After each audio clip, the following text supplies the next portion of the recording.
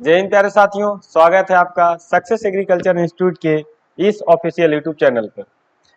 जैसा कि आपको मालूम है कि हम एमपी की सीरीज स्टार्ट किए थे। एमपी की एक स्पेशल सीरीज हुई थी जो हर एग्जाम को ध्यान में रख के बनाई गई थी। हमें एमपी के पोर्शन को बहुत ही ध्यान में रखना रहेगा। एमपी की अगर आप कोई सी भी जॉब करना चाह रहे हो, कोई से भी एग्जाम देंगे, तो आने वाले समय में नोटिफिकेशन में साफ साफ कहा गया है कि एमपी का पोर्शन में आपको 40% लाना जरूरी रहेगा, तभी आपके अदर सब्जेक्ट की कॉपी चेक होगी। ठीक है, इसी को ध्यान में रख के हमने सीरीज को स्टार्ट किया था। हमारी बीच में कुछ दिन क्लासेस बंद थी हेल्थ इशू के कारण। कल से हमारी क्लास फिर कंटिन्यू हुई थी।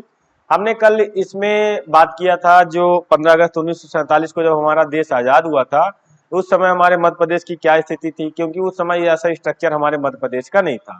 ठीक है, फिर बाद में एक आती है स्थिति 1956 की, उसको भी देखेंगे। फिर एक स्थिति आती है 1 नवंबर 2000 की। ये सब हम देख रहे थे। पहले हम एक बार अपना पुराना काम कर लेते हैं, जो भी नक्शा है, माइंड मैप है, उसको एक बार देख लेते हैं कौन से जिले की स्थिति कहाँ पास है। उससे हमारे माइंड में वो चीजें, वो जिला उस जगह पे बैठ जाता है। उसके बाद हम फिर अपना वो जो टॉपिक्स था उसको कंटिन्यू करेंगे। ठीक है, तो 5 मिनट थोड़ा सा इसको हम देख लेते हैं कौन से जिले की स्थिति क्या है।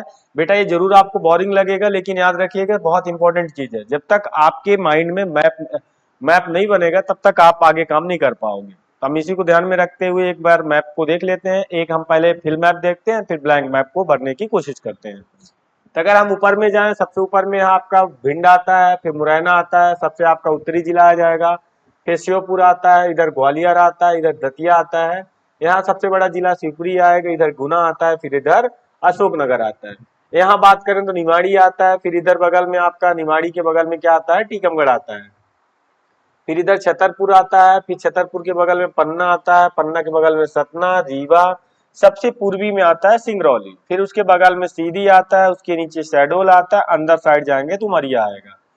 शहडोल के नीचे अनूपपुर आता है, अनूपपुर के जस्ट नीचे डिंडोरी आता है, डिंडोरी के नीचे मंडला आता है, मंडला के नीचे बालाघाट।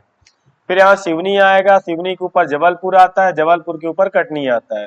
फिर इधर छिंदवाड़ा आता है, फिर इधर नरसिंहपुर आएगा, फिर बैतूल आता है, फिर होशंगाबाद आता है। फिर इधर और बढ़ते हैं तो हरदा आता है, इधर खंडवा आता है, इधर बुरहानपुर आता है। और इधर जाएंगे खरगोन आएगा, खरगोन के बगल में बड़वानी आता है, बड़वानी के ऊपर एक बड़ा सा जिला दिखता है जिसका नाम धार है। और धार के लेफ्ट साइड में अलीराजपुर आता है। फिर उसके ऊपर झाबुआ आएगा।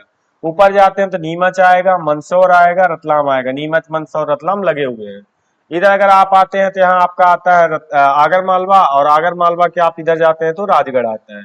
यहाँ पहुंच जाएंगे तो भोपाल आएगा, भोपाल के ऊपर विदिशा, सागर, दमोह। फिर भोपाल के राइट साइड में आर से रायसेन, आर से राइट। ठीक है, भोपाल के नीचे सीहोर आएगा, भोपाल के लेफ्ट साइड में शाजापुर आएगा, इधर उज्जैन, इंदौर और देवास। ये टोटल आपके हो गए कितने, 52 जिले हो गए। कितने जिले हो गए आपके पास, ये आपके पास हो गए 52 जिले। अब आपके पास 3 जिले और बचे हुए हैं। तो एक आपका मालूम है यहाँ से अलग हुआ जिसका नाम पांडुरना पड़ा। छिंदवाड़ा से अलग होकर एक जिला बना जिसका नाम पांडुरना पड़ा।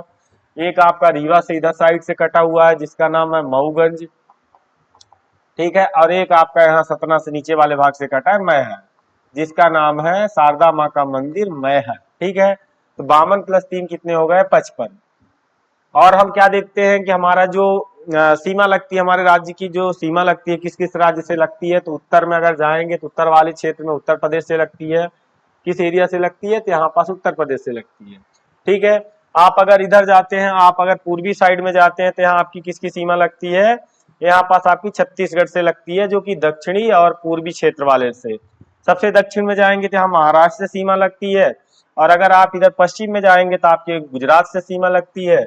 और अगर आप इधर पश्चिम और उत्तर में जाएंगे तो राजस्थान से सीमा लगती है। सबसे बड़ी सीमा आपकी यहाँ से लगती है, उत्तर प्रदेश से लगती है। और सबसे छोटी सीमा आपकी गुजरात से लगती है। इस चीज को आपको याद रखिएगा। फिर मैंने आपको बताया था कौन से राज्य से कितने जिले अटैच है, और आपको बताया था कौन से जिले दो राज्यों से सीमा बनाते हैं, उसको भी मैंने आपको बता दिया था। यहाँ आपको बताया था मुरैना दो जिलों से, दो राज्यों से सीमा साझा करता है। ठीक है, फिर आपको यहाँ पास बताया था झाबुआ गुजरात राजस्थान से करता है। फिर यहाँ पास अलीराजपुर की सीमा महाराष्ट्र और किससे लग जाती है, गुजरात से लग जाती है। यहाँ आएंगे तो बालाघाट की सीमा छत्तीसगढ़ और किससे लग जाती है, महाराष्ट्र से लग जाती है।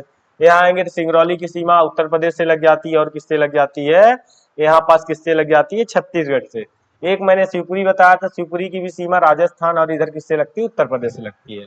ये सब पुरानी चीजें हमने आपको बता दिया था। तो हम अपने टॉपिक पे आते हैं। हमने कल से स्टार्ट किया था 15 अगस्त 1947 के बाद से हमारे मध्य प्रदेश की क्या स्थिति थी, क्या स्थितियां बदली, उसके बारे में हमने देखा। हमने आपको बताया कि जब 15 अगस्त 1947 को अपना देश आजाद हुआ तो देश के पास एक चैलेंज था कि हम इस देश को किस किस तरह से एक साथ करें, एकजुट कैसे करें। क्योंकि आप हर किलोमीटर में अपने इंडिया पे ऐसी स्थिति है कि हर किलोमीटर में भाषा चेंज हो जाती है, वेशभूषा चेंज हो जाता है, संस्कृति, कल्चर सब चेंज हो जाता है। ये बहुत बड़ा एक चैलेंज था। उस समय हमारे गृह मंत्री सरदार वल्लभ भाई पटेल साहब थे, प्रधानमंत्री पंडित जवाहरलाल नेहरू जी थे। उनके पास ये बहुत बड़ा चैलेंज था, तो उन्होंने उस समय अपने देश को उन्होंने part A, part B, part C और पार्ट डी में रख दिया। तो पार्ट ए में उन्होंने बड़ी जो ब्रिटिश प्रांत थे उनको रख दिया, पार्ट बी में बड़ी रियासत को रखा, पार्ट सी में छोटी रियासत रखा, पार्ट डी में अंडमान निकोबार जो अपने इंडिया से थोड़ा सा अलग था उसको उन्होंने इस तरह रख दिया। मध्य प्रदेश की बारी आई तो मध्य प्रदेश में लगभग 3 क्षेत्र शामिल हुए थे, part A, part B, part C. Part A में मध्य प्रांत वाला क्षेत्र था जिसे हमने सेंट्रल प्रोविंस एंड बरार के नाम से जाना। पार्ट बी में जो था मध्य भारत वाला भाग शामिल हुआ जो कि अभी वर्तमान में मालवा क्षेत्र के नाम से जाना जाता है। पार्ट सी में विंध्य प्रदेश वाला जो रीवा वाला एरिया था वो शामिल किया गया था। ठीक है, तो इस तरह की कहानियां चल रही थी। तो मैंने फिर आपको पार्ट ए के बारे में बताया कि पार्ट ए में दो सेंट्रल प्रोविंस एंड बरार के नाम से जाना जाता था, जिसमें आपको सेंट्रल प्रोविंस की स्थापना बताया था 2 नवंबर 1861 को ही थी, और जबकि बरार की स्थापना आपको बताया था 24 अक्टूबर 1936 को की गई थी। इसकी राजधानी नागपुर को बनाया गया था, ये भी आपको मैंने बता दिया था, और इसके प्रथम मुख्यमंत्री पंडित रविशंकर शुक्ल जी को बनाया गया था। ये सब सारी चीजें मैंने आपको पार्ट ए के बारे में बताया, जिसमें सिर्फ एक ही रियासत अभी वर्तमान मध्य प्रदेश से शामिल है जो कि मकड़ाई हरदा में, बाकी चीजें छत्तीसगढ़ में चली गई और एक विदर्भ वाला क्षेत्र महाराष्ट्र में चला गया था। पार्ट बी में जब पहुंचे तो पार्ट बी में हमने आपको बताया था सरदार वल्लभ भाई पटेल के प्रयासों से 22 नरेशों या 22 राजाओं ने एक अनुबंध पे साइन कर दिया, जिसके तहत वो 22 राजाओं के जो क्षेत्र थे वो कहाँ शामिल हो गए, पार्ट बी में शामिल हो गए, जिसे मध्य भारत के नाम से जाना जाता था। ये चीजें आपको मैंने पार्ट बी के बारे में बताया था। ठीक है, फिर आपको बताया लीलाधर जोशी साहब पहले मुख्यमंत्री बने, फिर तख्तमाल गोपी कृष्ण विजयवर्गीय आते हैं, फिर तख्तमाल जैन आते हैं, फिर मिश्री लाल गंगवाल जी का नाम आता है मुख्यमंत्री के रूप में। इसकी 2 राजधानियां बनाई गई थी, एक ग्वालियर बनाई गई, एक इंदौर। इंदौर 5.5 महीने के लिए रहती थी, ग्वालियर 6.5 महीने के लिए। इसके राज प्रमुख मैंने आपको बताया था जीवाजी जी राव सिंधिया को बनाया, राज प्रमुख यशवंत राव होलकर को बनाया गया। ये पूरी कहानी हमारी चलती गई थी पार्ट ए और पार्ट बी की। जब हम पार्ट सी की बात करते हैं तो पार्ट सी में हम थोड़ा सा ध्यान दें, अभी इसको थोड़ा सा ब्लैंक में भरना है बेटा, हम भर लेते हैं, उसके बाद हम पार्ट सी की बात करते हैं। तो यहाँ आपका आता है भिंड, फिर यहाँ आता है आपका मुरैना। मुरैना किधर आता है बेटा, श्योपुर। भिंड, मुरैना, श्योपुर ऊपर वाला क्षेत्र। ठीक है, फिर यहाँ आप आते हैं जहाँ आपको मिलता है ग्वालियर। ग्वालियर के जस्ट यहाँ नीचे देखेंगे तो दतिया मिलेगा। सबसे बड़ा आपका यहाँ पास शिवपुरी मिलेगा, जिसकी 2 राज्यों से सीमा लगती है, ये भी याद रखना है। ठीक है, यहाँ अगर आते हैं तो आपको गुना मिलता है, और इधर आपको अशोकनगर मिलता है, अशोकनगर। ठीक है, और फिर अगर आप इधर जाते हैं तो यहाँ 2 भाग मिलता है, एक का नाम है निवाड़ी और एक का नाम है यहाँ पास टीकमगढ़। फिर अगर आप और इधर जाते हैं तो यहाँ आपको मिलता है छतरपुर, छतरपुर, और फिर इसके बगल में आपको पन्ना, हीरा के लिए फेमस। फिर यहाँ सतना मिलता है, सतना के बगल में यहाँ रीवा मिलता है। सबसे पूर्व में आपको यहाँ पास सिंगरौली मिलेगा। सिंगरौली के अगर थोड़ा सा अंदर आप घुसते हैं तो यहाँ पास आपको सीधी मिलता है। सीधी के जस्ट नीचे आएंगे तो यहाँ आपको शहडोल मिलेगा। शहडोल के अगर लेफ्ट साइड में जाते हैं तो आपको उमरिया मिलता है, और अगर नीचे आते हैं शहडोल के तो यहाँ पास कहीं अनूपपुर मिलता है।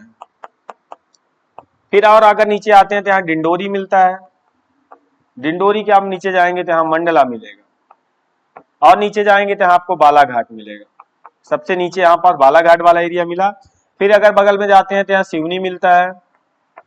सिवनी के ऊपर में यहाँ जबलपुर मिलता है। जबलपुर के ऊपर में इसको यहाँ पास कटनी मिलता है।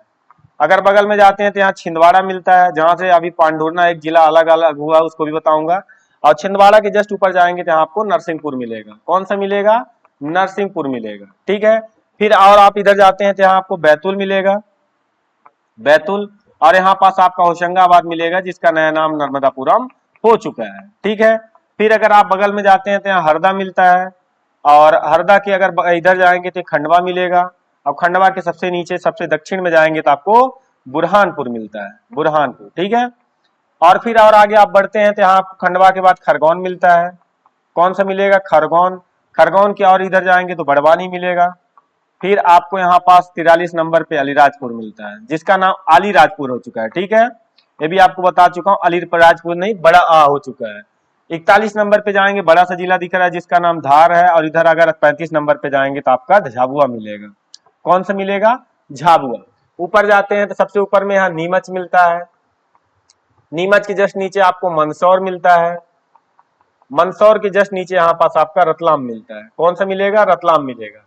अगर आप इधर जाते हैं तो इधर दो जिले मिलते हैं, एक आगर मालवा मिलता है, 21 नंबर पे आगर मालवा आता है। और आगर मालवा के बगल में यहाँ राजगढ़ मिलता है, राजगढ़। ठीक है, 26 नंबर पे आओ तो भोपाल मिलेगा। भोपाल के ऊपर देखेंगे तो यहाँ विदिशा मिलेगा। विदिशा के बगल में जाएंगे तो सागर मिलेगा, बड़ा सा जिला दिख रहा है। फिर इसके बगल में जाएंगे तो दमोह मिलेगा। 30 नंबर पे आपका रायसेन है, राइट साइड में, भोपाल के राइट साइड में रायसेन पड़ता है। और भोपाल के नीचे आपको सीहोर मिलता है। कौन सा मिलेगा? सीहोर। और 28 नंबर पे यहाँ आपका शाजापुर मिलेगा। ठीक है, फिर इधर जाएंगे तो महाकाल की नगरी उज्जैन, इंदौर, उज्जैन, इंदौर, और यहाँ पर 37 नंबर पे देवास मिलेगा। ये आपके बेटा टोटल हो गए 52। और बचे 3, तो 3 आपको मालूम है, एक मऊगंज रीवा जिले से अलग हुआ, एक यहाँ आपका मैहर मिलेगा, सतना जिले से अलग हुआ, शारदा माँ का मंदिर, और एक आपका छिंदवाड़ा से अलग हुआ जिसका नाम पांडुरना पड़ा। तो टोटल कितने हो गए? तो आप 52 और प्लस 3 करके कितना कर दोगे? 55। टोटल हमारे पास अभी वर्तमान समय में 55 जिले हैं। ये नक्शे की बात हो गई। अब हम बात करते हैं जो हम कल पढ़ रहे थे कि आपके जो मध्य प्रदेश की 15 अगस्त 1947, 15 अगस्त 1947 से 1 नवंबर सन 2000 तक की स्थिति, ये हमने बात कर रहे थे। तो हम 15 अगस्त अभी 1947 में ही पहुंचे थे, जहां हमने बताया था कि जो इंडिया पे इंडिया जो था part A, part B, part C, part D के रूप में बट गया था। उसमें से part A, part B, part C जो थे मध्य प्रदेश में शामिल थे। पार्ट ए वाला भाग ये था जिसकी राजधानी नागपुर मैंने बताया था। पार्ट बी वाला ये था जिसकी 2 राजधानियां, इंदौर और ग्वालियर। इंदौर 5.5 महीने के लिए रहती थी, ग्वालियर 6.5 महीने के लिए रहती थी। भोपाल को अलग रखा गया था। भोपाल की बात हम आगे करेंगे, बट ये हमने यहाँ तक देख लिया था कि हाँ इस तरह से उन्होंने यहाँ पास इसका और इसका यहाँ पास मिला लिया गया था। अब हमारे पास अगला आता है पार्ट सी। पार्ट सी की बात करें तो पार्ट सी जो था बुंदेलखंड और बघेलखंड को मिला के बनाया गया था। पार्ट सी की बात करें तो पार्ट सी में जो विंध्य प्रदेश नाम पड़ा वो बुंदेलखंड और बघेलखंड को मिलाकर बनाया गया था। ठीक है, अगर बुंदेलखंड और बघेलखंड वाला एरिया देखें तो ऊपर वाला भाग रहेगा जिसकी राजधानी आपको पता है, यहाँ पास विंध्य प्रदेश की राजधानी रीवा हुआ करती थी। ठीक है, उसके बाद फिर एक नाम आता है बीपी मेनन साहब का। बीपी मेनन साहब के नेतृत्व में विंध्य प्रदेश में रीवा और नौगांव में हस्ताक्षर किए गए। विंध्य प्रदेश को लेकर एक हस्ताक्षर हुआ था जो बीपी मेनन के नेतृत्व में हुआ था। अगर आपसे पूछता है कि जो सिग्नेचर हुए थे मार्च 1948 में, कब? मार्च 1948 में बीपी मेनन के जो नेतृत्व में एक अनुबंध पे मान लीजिए हस्ताक्षर हुआ जो रीवा और नौगांव वाले एरिया में हुआ था। ठीक है, फिर बात आती है आगे चल के, एक डेट आती है 4 अप्रैल 1948। कब की डेट आती है? 4 अप्रैल 1948। 4 अप्रैल 1948 को एक बीएन गॉडगिल साहब जो थे, बीएन गॉडगिल साहब का नाम आता है, उनके नेतृत्व में विंध्य प्रदेश की स्थापना हो गई थी 4 अप्रैल 1948 को। ठीक है, 4 अप्रैल 1948 को बीएन गॉडगिल साहब के जो नेतृत्व में स्थापना हुई विंध्य प्रदेश की, उसमें 2 इकाइयां शामिल हुई, बुंदेलखंड और बघेलखंड, जिसके राज प्रमुख बनाया गया था मार्तंड सिंह साहब को। किसको? मार्तंड सिंह साहब, जो रीवा के अभी राजा भी हुआ करते थे, मार्तंड साहब को। ठीक है, मार्तंड साहब को क्या किया गया? इस विंध्य प्रदेश का राज प्रमुख बनाया गया। ठीक है, फिर बात आती है बुंदेलखंड और बघेलखंड की। तो बघेलखंड से अवधेश प्रताप सिंह के नेतृत्व में, बघेलखंड से अवधेश प्रताप सिंह के नेतृत्व में, मतलब जो एपीएस यूनिवर्सिटी अभी अपनी रीवा में है। और बुंदेलखंड से एक नाम आता है कामता प्रसाद सक्सेना जी का। तो बघेलखंड से अवधेश प्रताप सिंह और यहाँ से कामता प्रसाद सक्सेना के नेतृत्व में मंत्रिमंडल, 2 मंत्रिमंडल का गठन हुआ। भाई वो अलग वाले क्षेत्र से अलग वाले क्षेत्र थे। फिर क्या हुआ? 14 अप्रैल 1949 को इनके मंत्रिमंडल ने इस्तीफा दे दिया। मतलब सरकार नहीं चल पाई, मंत्रिमंडल इनका नहीं चल पाया, तीनों ने इस्तीफा दे दिया। फिर बात आती है 2 अप्रैल 1952 की। 2 अप्रैल 1952 को आम चुनाव हुए और उस आम चुनाव में फिर एक नाम आता है मुख्यमंत्री के रूप में शंभुनाथ शुक्ल जी का। किसका नाम आता है? शंभुनाथ शुक्ल जी का। उसी में जो आपके दो तीन नाम आते हैं उनको भी आप थोड़ा सा याद रखिएगा। उद्योग मंत्री का नाम आता है, ठीक है, दान बहादुर सिंह जी का नाम आता है, दान बहादुर नाम था उनका, ठीक है, उनका नाम आता है। और गृह मंत्री के रूप में लाला राम वाजपेयी जी का नाम आता है, इसको भी आपको थोड़ा सा याद रखना है। एक न्याय मंत्री का नाम भी आता है, गोपाल जी का नाम आता है। ये सब सारी चीजें विंध्य प्रदेश में चल रही थी, ठीक है। कहाँ चल रही थी? ये विंध्य प्रदेश की बातें चल रही थी कि 2 अप्रैल 1952 को आम चुनाव हुए और उस आम चुनाव में फिर शंभूनाथ शुक्ल जी का नाम मुख्यमंत्री के रूप में आता है और गृह मंत्री वहां पास आपके गृह मंत्री का नाम लाला राम वाजपेयी के जी के नाम से आता है और न्याय मंत्री भी आते हैं, ठीक है। इस तरह की कहानियां हमारे चलती गई कहाँ? विंध्य प्रदेश की। और बाद में क्या हुआ कि पहले तो स्टार्टिंग में 2 राजधानियां बनाई गई, रीवा और नौगांव, लेकिन बाद में एक ही राजधानी बनी जिसका नाम पड़ा रीवा। ये कहानी आपकी हो गई कहाँ की? विंध्य प्रदेश की। विंध्य प्रदेश 2 इकाइयों को जोड़ के बनाया गया, एक आपका बुंदेलखंड और दूसरा आपका बघेलखंड। जो हस्ताक्षर हुए मैंने आपको बताया किसके नेतृत्व में? बीपी मेनन जी के नेतृत्व में हस्ताक्षर हुए। फिर 4 अप्रैल 1948 की डेट आती है जहां विंध्य प्रदेश राज्य की स्थापना हुई, जो कि बीएन गौडगिल साहब के नेतृत्व में की गई, ठीक है। उसके बाद फिर आपको बताया मैंने कि इसका जो राज प्रमुख बनाया गया था मार्तंड साहब को बनाया गया था, जो राजा थे रीवा के उनको बनाया गया। और 2 मंत्रिमंडल भी बनाए गए, जो एक बघेलखंड के जो अवधेश प्रताप थे उनके नेतृत्व में, और दूसरी जो मंत्रिमंडल बनी थी वो कामता प्रसाद सक्सेना के नेतृत्व में, जो बुंदेलखंड के प्रमुख थे, ठीक है। वो मंत्रिमंडल बहुत दिन नहीं चल पाई। उन्होंने 14 अप्रैल 1949 की बात आती है, इन सरकारों ने क्या किया, या इस मंत्रिमंडल ने इस्तीफा दे दिया।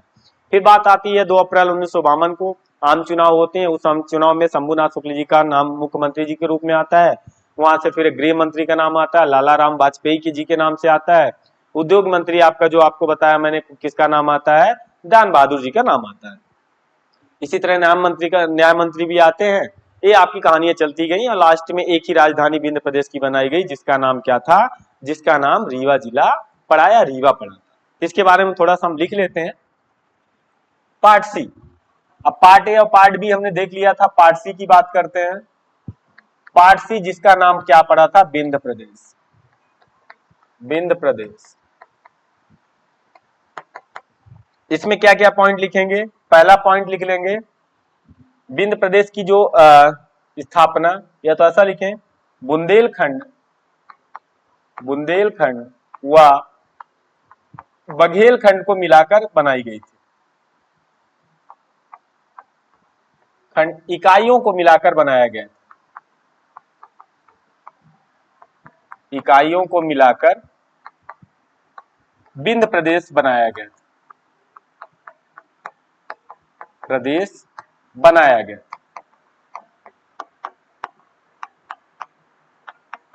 कौन सा बनाया गया था? विंध्य प्रदेश बनाया गया था, ठीक है।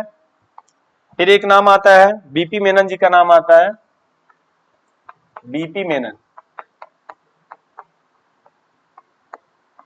जी के नेतृत्व में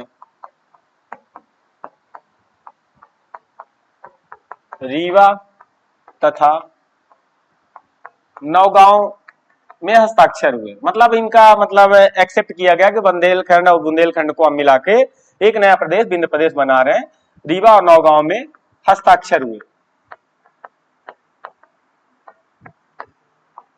ठीक है। तो ये विंध्य प्रदेश की बात हुई। इन्होंने दोनों ने मिलकर क्या किया, मतलब बीपी मेनन साहब ने हस्ताक्षर किए थे। ये बात आई थी, याद रखिएगा। हस्ताक्षर कब हुआ था? इसको भी लिख लीजिए। डेट तो यहाँ की कोई जरूरी नहीं है, बट याद रखिएगा मार्च 1948 की बात है, क्योंकि 1947 में तो देश ही आजाद हुआ। मार्च 1948 में हस्ताक्षर हुए, हस्ताक्षर हुए। अगली डेट आती है आपकी 4 अप्रैल 1948 की। कब की डेट आती है? 4 अप्रैल 1948। 4 अप्रैल 1948 को एक नाम आता है, याद रखिएगा, N B Gadgil. N B Gadgil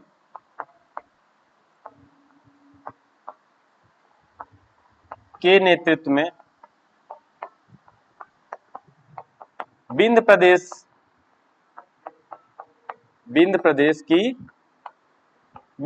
की स्थापना की गई, स्थापना की गई। जिसके राज प्रमुख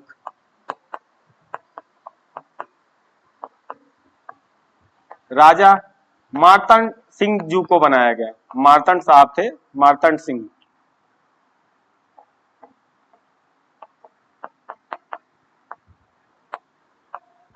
को बनाया गया। ठीक है, मतलब राज प्रमुख कौन बन गए विंध्य प्रदेश के? राजा मार्तंड सिंह। ठीक है, फिर यहां पास आगे बात करते हैं। दो मंत्रिमंडल गठन हुई थी बघेलखंड के अवधेश प्रताप सिंह। एपीएस यूनिवर्सिटी इनके नाम पर अभी चल रही है वहां। अवधेश प्रताप सिंह के नेतृत्व में, ठीक है, तथा बुंदेलखंड के कामता प्रसाद सक्सेना जी का नाम आता है। कामता प्रसाद सक्सेना जी के नेतृत्व में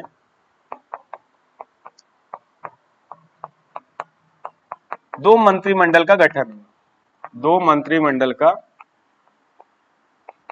गठन हुआ। ठीक है, ये बात आती है, गठन तो हो गया लेकिन ये बहुत दिन चल नहीं पाई इनकी मंत्रिमंडल। और आगे एक डेट आती है, याद रखिएगा, 14 अप्रैल की। 14 अप्रैल 1949, 14 अप्रैल 1949 को इन मंत्रिमंडल ने, इन सरकारों ने, ये लिख लो, इन सरकारों ने इस्तीफा दे दिया। मतलब इनका मंत्रिमंडल भंग हो गया। ठीक है, इस्तीफा दे दिया। अब जब इस्तीफा दे दिया, आगे बात आती है 2 अप्रैल की बात आती है। 2 अप्रैल आम चुनाव हुए थे 1952 में। 2 अप्रैल 1952 में आम चुनाव हुए। आम चुनाव में शंभुनाथ शुक्ल जी को यहां का मुख्यमंत्री बनाया गया। विंध्य प्रदेश का मुख्यमंत्री बना दिया गया शंभुनाथ शुक्ल जी को।